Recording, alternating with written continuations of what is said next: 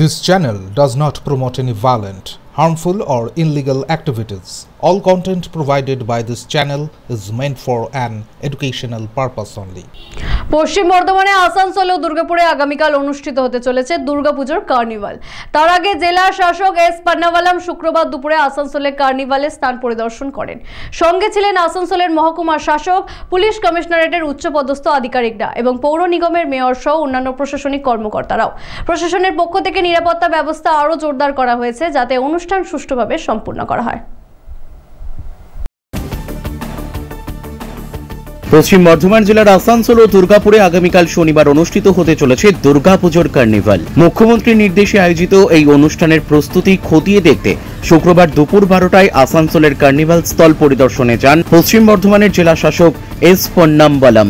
সঙ্গে উপস্থিত ছিলেন আসানসোল মহকুমা শাসক, আসানসোল দুর্গাপুর পুলিশ কমিশনারেটের উচ্চপদস্থ পুলিশ আধিকারিকরা এবং আসানসোল পৌর নিগমের মেয়র পরিষদের সদস্য গুরুদাস চ্যাটার্জি সহ অন্যান্য প্রশাসনিক আধিকারিকরা। আসন্ন কার্নিভাল ঘিরে শহরে বাড়ানো হয়েছে নিরাপত্তা ব্যবস্থা। সুষ্ঠুভাবে অনুষ্ঠান সম্পূর্ণ করার জন্য প্রশাসনের তরফে নেওয়া হয়েছে একাধিক পদক্ষেপ। কালকে 4 তারিখে আসানসোলের সবথেকে বড় উৎসব কার্নিভাল কাল 4টের সময় শুরু হবে। তো আমরা লাস্ট প্রস্তুতি হিসাবে আরও যা জিনিস বাকি আছে বা কোনখানে আমাদের ভুল ত্রুটি সেটা দেখবার জন্য ডিএম সাহেব, এসডিও এবং পুলিশ আধিকারিকরা এখানে উপস্থিত হয়েছেন। সব সবিস্তারে আলোচনা হলো।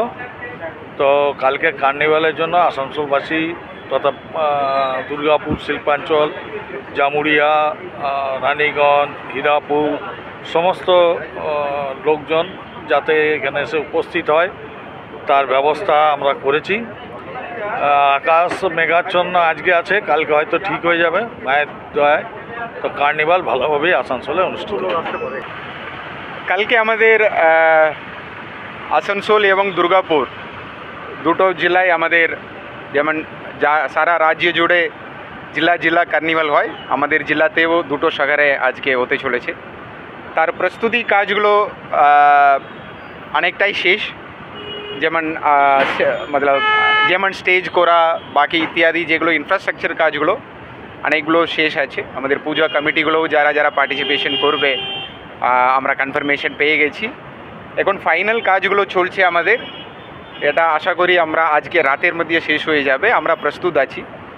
এখানে যে বৃষ্টি হওয়ার সম্ভাবনা একটা থেকে যাচ্ছে কালকে, তবু একটু প্রেডিকশনটা অতটা নেই। আজকে যেমন বেশি আছে বৃষ্টি হওয়ার সম্ভাবনা, কালকে অতটা সম্ভাবনা নেই, কিন্তু তবুও আমরা কিছু জায়গায় আমরা ব্যবস্থা রাখছি যাতে লোক বৃষ্টি হলে দাঁড়িয়ে যেতে পারবে, ওই রকম কয়েকটা জায়গায় আমরা ব্যবস্থা রাখছি।